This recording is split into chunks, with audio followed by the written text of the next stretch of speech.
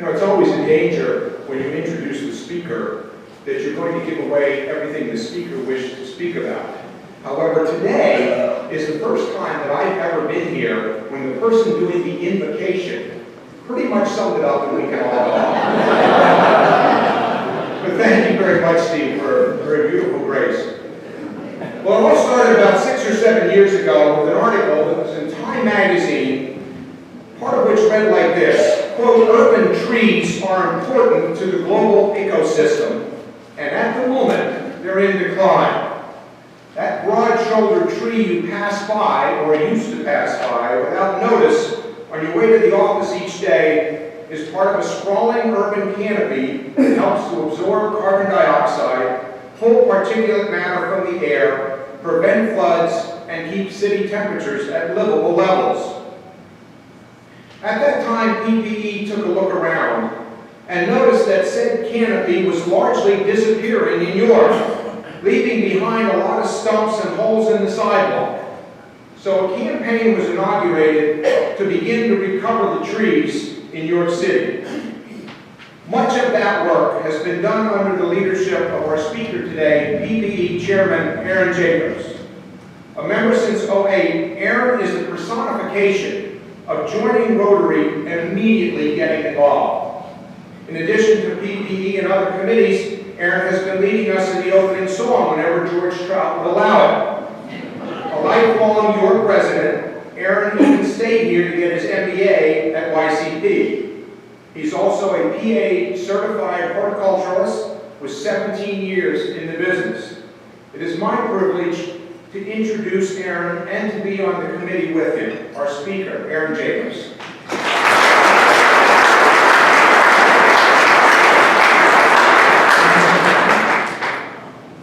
Thank you, Al. You know, for those of you who don't know, I actually walk to the club every week from my house. It's only a few blocks away. So in true fashion today, I left my house and had this presentation on my mind. And ironically, I didn't even get a half a block. And I found a brand new tree stump from my house. And I thought, how prophetic and how sad that this is what we're facing. But then I walked another block and I saw 3 new trees that PPE had planted within the last 2 years.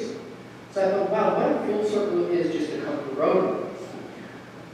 When I was asked to give this presentation today, it dawned on me that I have been responsible for planting thousands of trees in York County. And when I realized that, it was so strange to me. I thought to myself, well, as a steward, I feel like I've done a good contribution to the community and environment. The narcissist in me says, that's a pretty cool way to leave a legacy to the life that I've lived. Ironically, I can still identify most of the trees that I have touched at some point, just as if they were people.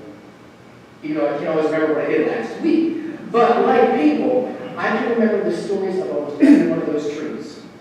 I remember why we planted it, where we planted it. I remember why we chose that specific tree. I remember what it was like to dig that hole. I remember what was going on in my life when I planted that tree.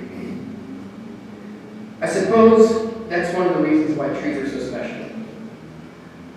On a larger scale, every tree has a story, especially in New York City, where almost every single tree has been deliberately planted.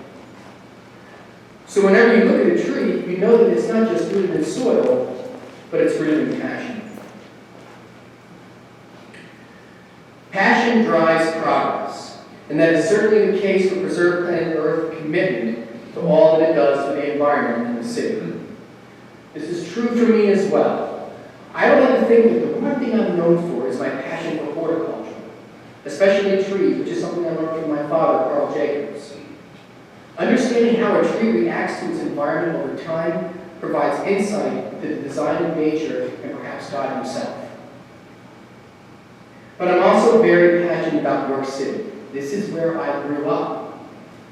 This is where I went to school. This is where my friends were. This is where I continue to live today. So many of my childhood memories are tied to the city and the trees we would play under. But as expected, things do change. The legacy those trees have left behind are only subtle reminders anymore. The uprooted sidewalk or the silhouette of a decaying stump. In many cases, none of these trees have been replaced, and we as a community have fallen behind in our environmental stewardship. But then I grew up and became a Rotarian, and you may turn your attention now to the screen. Being a Rotarian has always been an interesting journey for me. When I first joined the club, I thought it would be a great way to make new relationships and learn about the community. What I discovered as a new member is that you are quickly solicited by numerous committees in order to become active in the club. That in and of itself can be both exciting and overwhelming. And because of my horticultural background, as Al had mentioned, I've aggressively pursued to join Preserve Planet Earth. As we all find out sooner or later, it's very hard to say no to Al because Al does not give up. So naturally, this seemed like a good fit for me.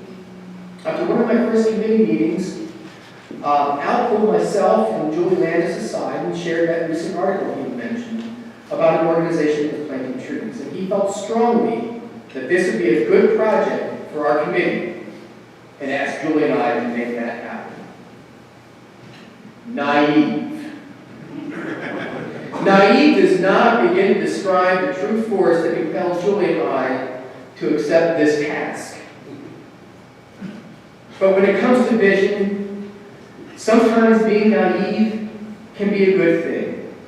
In fact, it wasn't until a couple of years later that Julie and I learned that other groups have attempted this kind of project and that the attempts would fail quickly.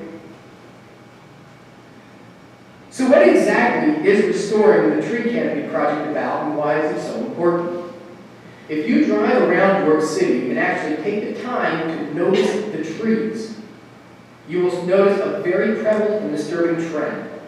Many trees are in decline, they've been severely butchered, or have been chosen poorly for their site and have either outgrown or outlived their purpose.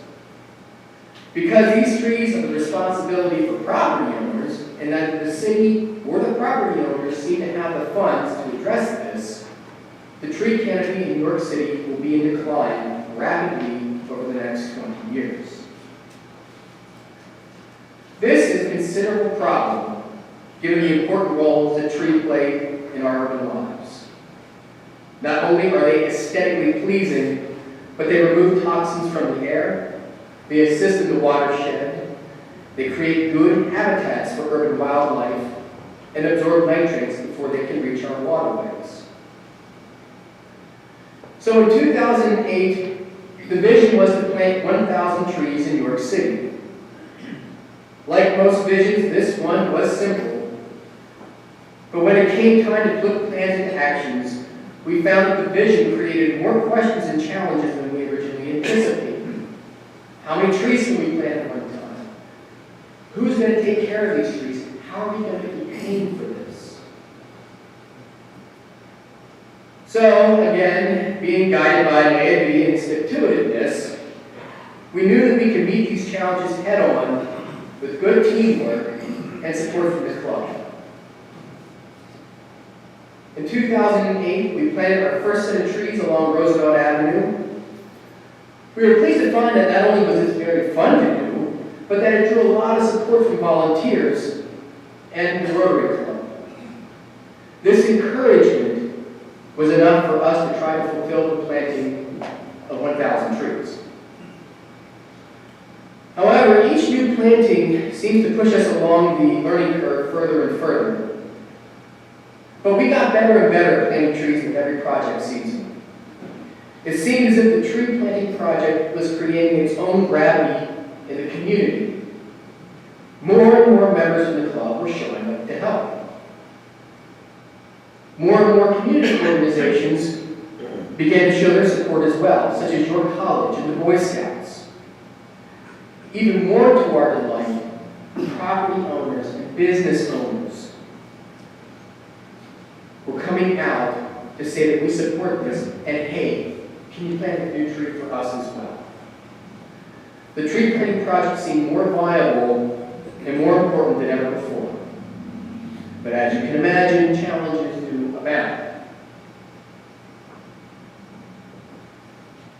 Giving away a free tree is not as easy as it sounds. One of the obstacles for planting trees in New York City are that most of the properties are occupied by tenants whose landlords do not live in the area, they are not easy to find, and often have little vested interest in the well-being of the city. It is best to get permission from the property owner before we plant a tree, otherwise that tree may succumb to neglect. This is especially true in lower income neighborhoods that are extremely deficient in a tree canopy. There is no way to overcome this beyond the power of sheer determination. So, finding ways to pay for these new trees can be equally as challenging. Over the past few years, we have tried to find new and reliable financial resources to support this project. But now we find ourselves at the point in fulfilling this vision that the demand for these trees has outpaced our revenue sources. So this was a signal to the committee that we have to start doing some real strategic planning in order to keep this project sustainable.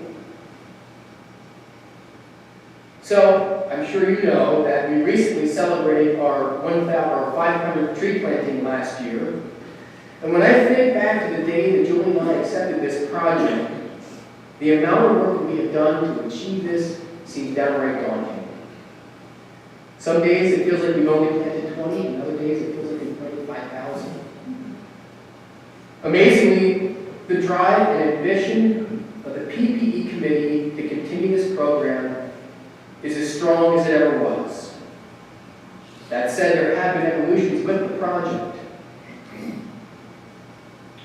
We've gained many efficiencies in how we plan, organize, and execute these plantings. We've gained a better knowledge on how to accommodate our volunteers, educate our tree recipients, and essentially become the guardians of the trees that we have planted. So, one question that we are often asked is, what is the survival rate of the trees that we plant? I am pleased to share that we have a 95% greater survival for the trees we have planted. We've developed a system to monitor all of our trees and water them diligently in their first 3 years. The 5% that did not survive are primarily due to vandalism.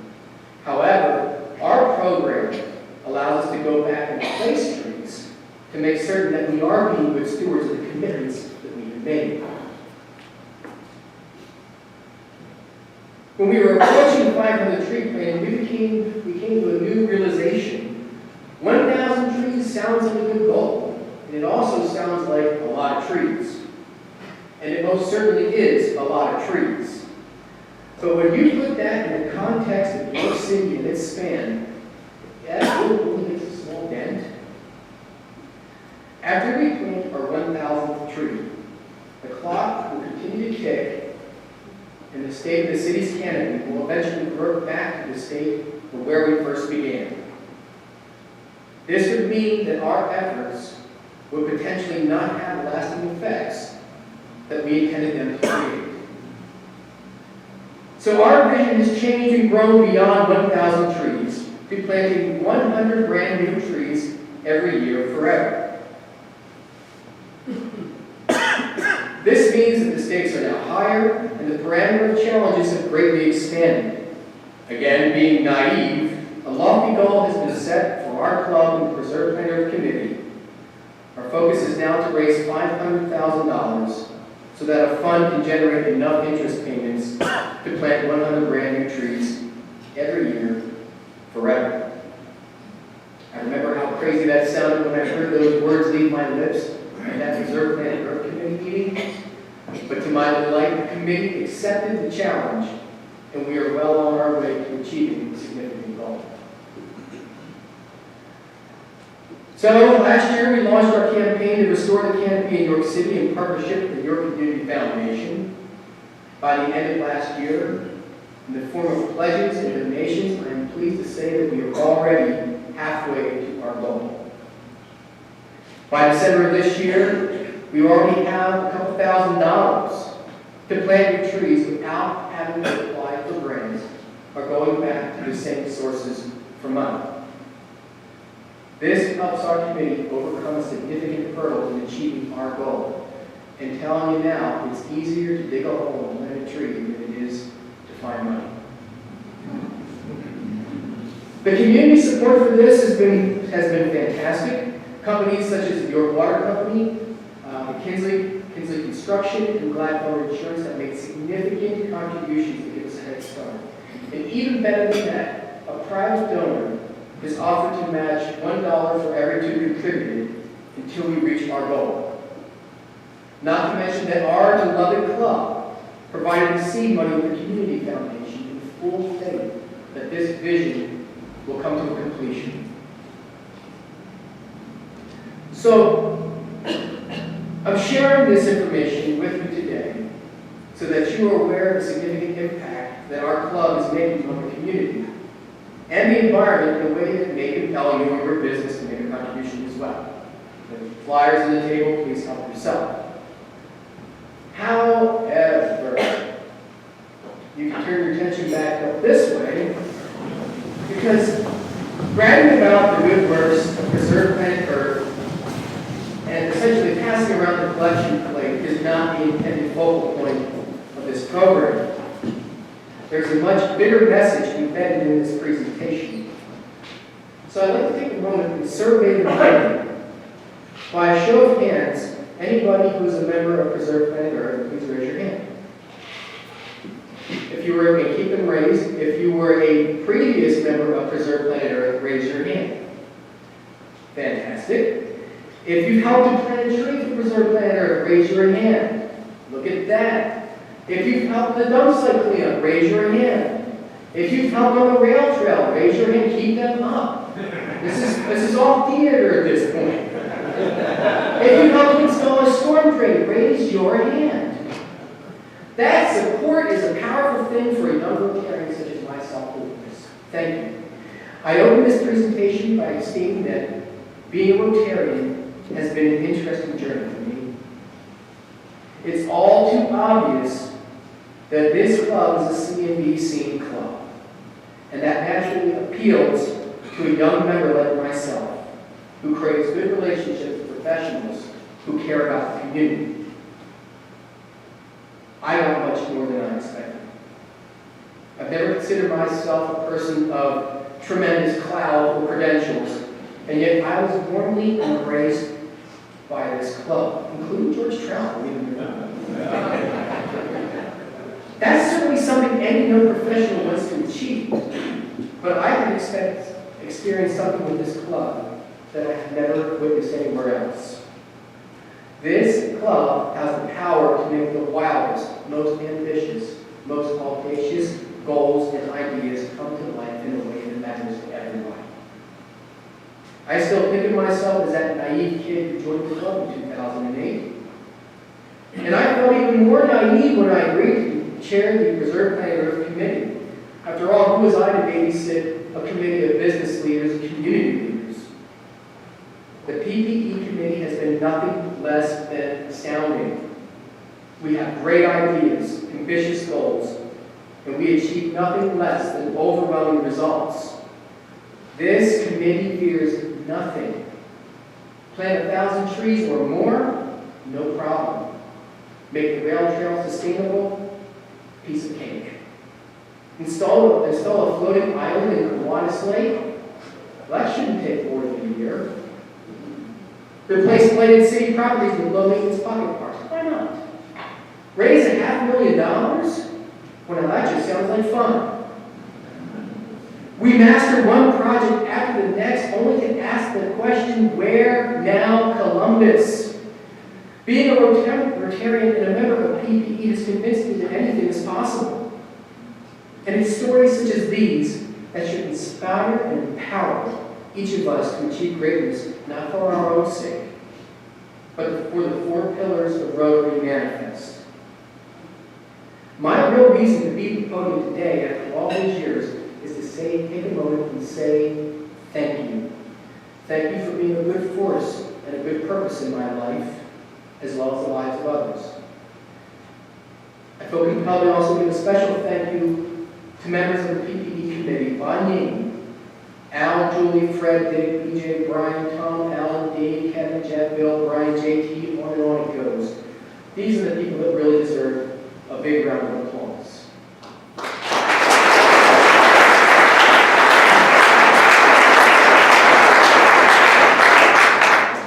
So my thank you to the club for your time and support for all of this. If there are any questions, comments, concerns, accolades, whatever, I'm all yours. Yes, Dick? We choose between... Fair enough. Dick asked me how I got so handsome, and it's a long story.